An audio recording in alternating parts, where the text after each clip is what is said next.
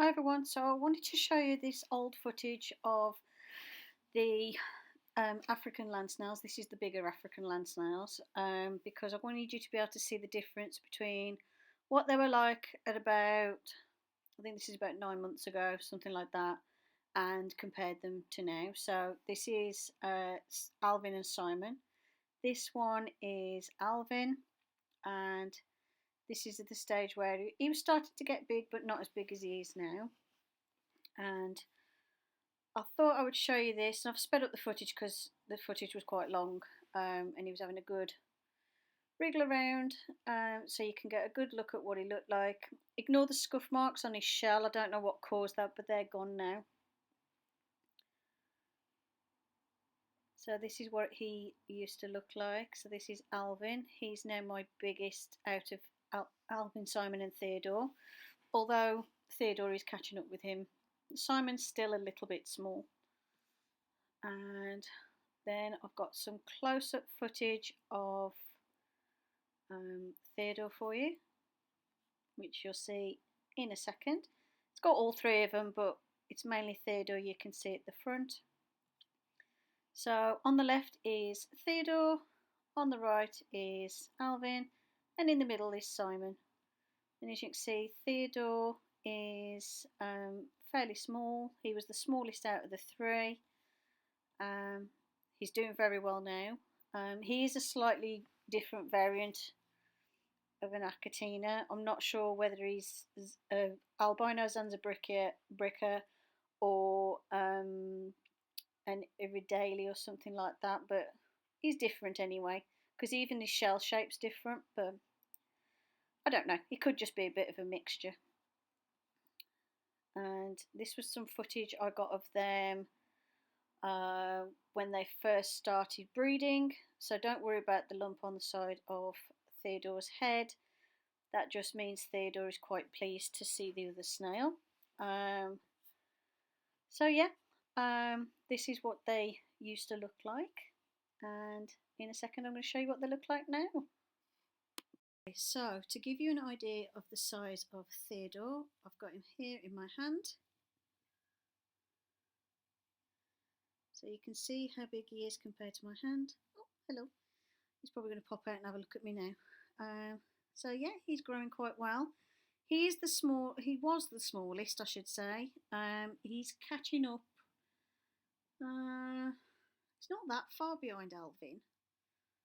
I think he's going to overtake Simon. Simon's quite little. But yeah, this is little Theodore. And this is the colour of Theodore's shell. And there is a little dark patch of colour just here. There's a little bit of like a reddy brown here, and then the rest of it is this sort of, I don't know, yellowy colour. Hello, you okay? It's only me. Don't freak out. So what you doing? Let me get you. I'll get some food for him. Hold on. It's only me.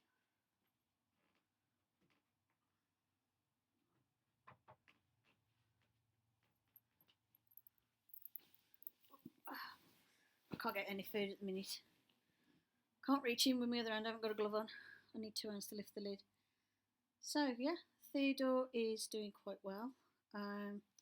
Like I said, Theodore started off with being very tiny, and didn't seem to be growing much at first, and then literally over the last year has started to shoot up. So Theodore's fairly little for a giant African land snail, but I don't mind. This is my pet, so I'm not breeding from Theodore, obviously, because I don't know whether Theodore is a mixture of breeds or if there's something wrong with him. I'm not sure.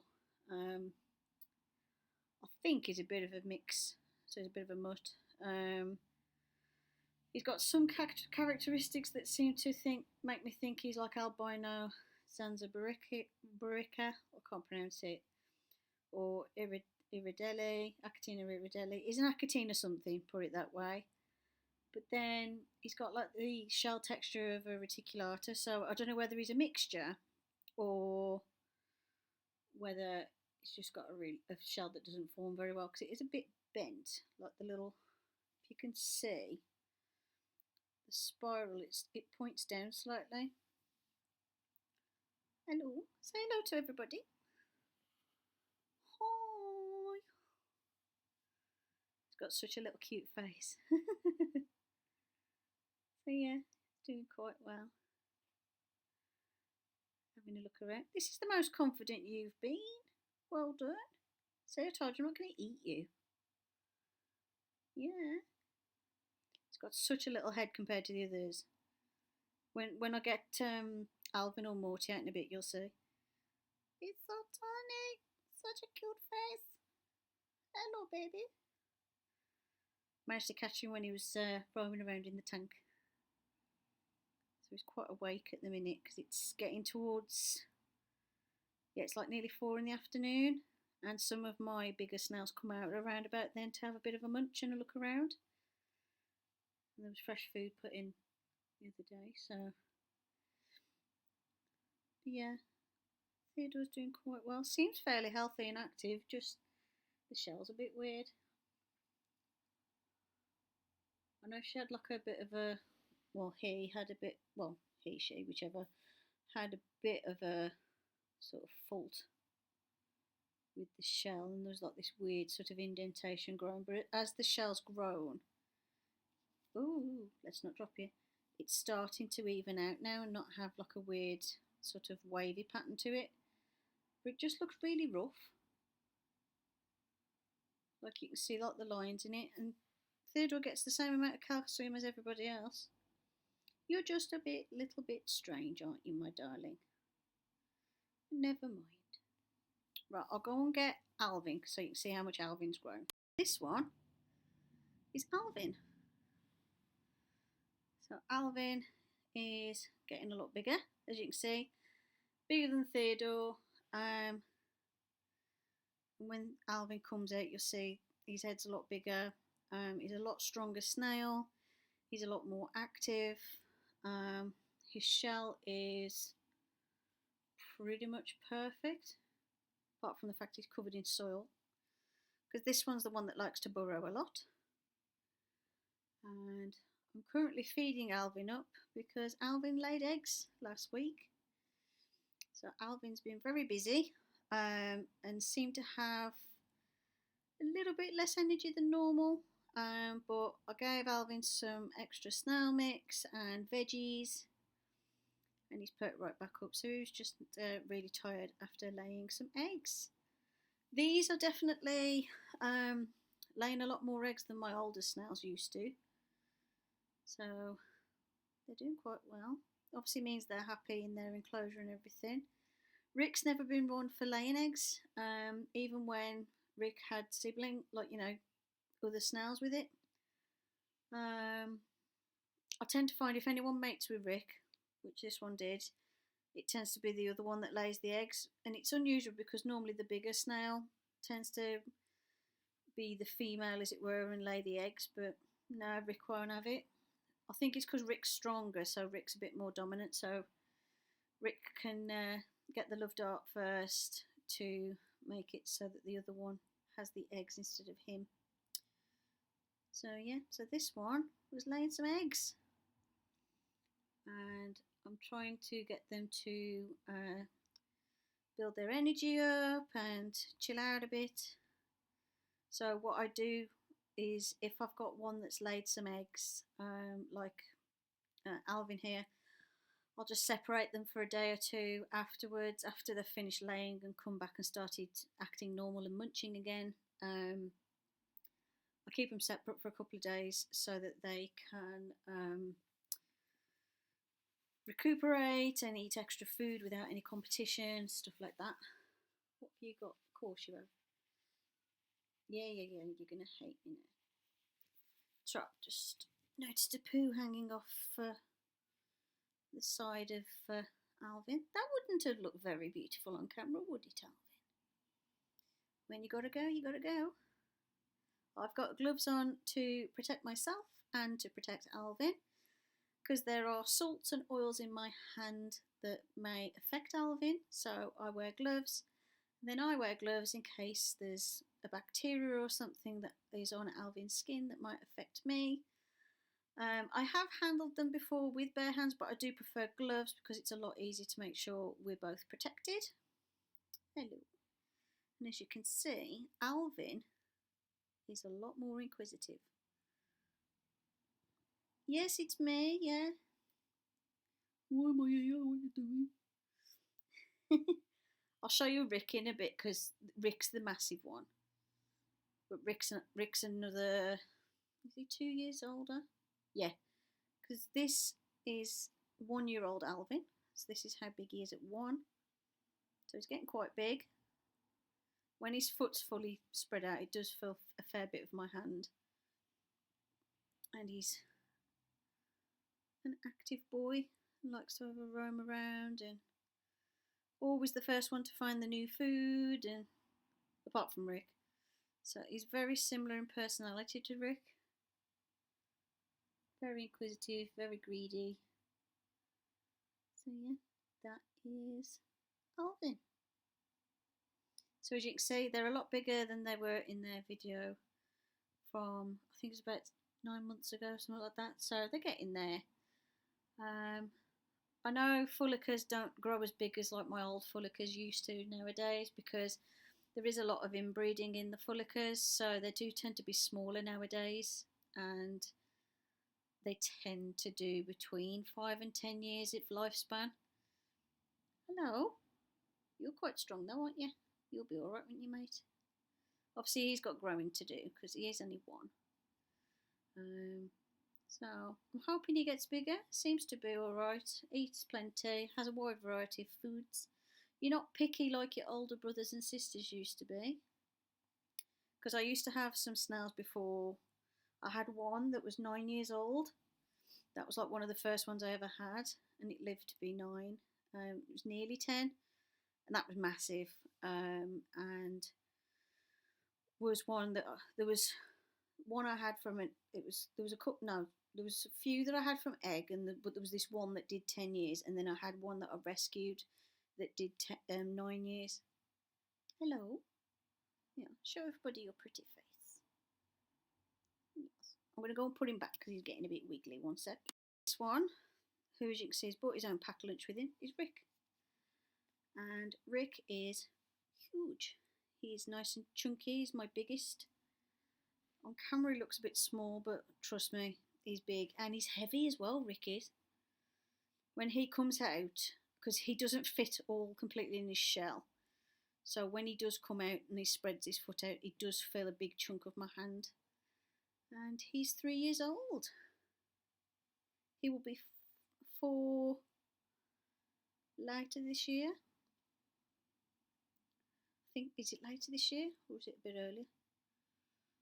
No, it might be August. Can't remember. I'd have to look.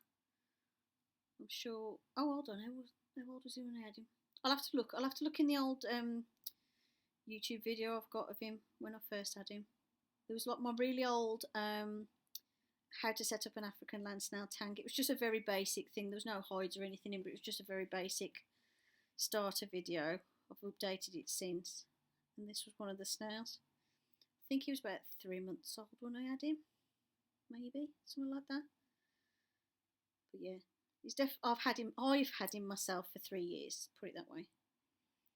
And this one will take all the food, like take the food first.